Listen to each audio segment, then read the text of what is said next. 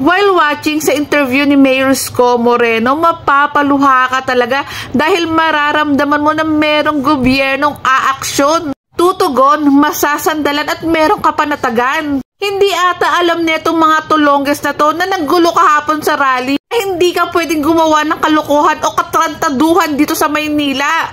Dahil iiyak ka pagtapos mo magsaya. Wag na wag sa Maynila dahil ang mayor ng Maynila hindi natutulog dahil bantay sarado niya ang mga batang Maynila. At kung gaano naman winasak at binandalismuhan ang mga gamit dito sa Maynila, gano'n naman kabilis inaksyonan ni Mayor Isko Moreno na papinturahan at ayusin yung mga gamit na winasak nitong mga to. Galit na galit kayo sa mga politikong nagnanakaw at kinukuha yung kaban ng bayan. Samantalang yung mga sinira nyo, sa kaban din ng bayan kukunin yun. Ay grabe, saludo talaga ako kay Mayor Isko Moreno.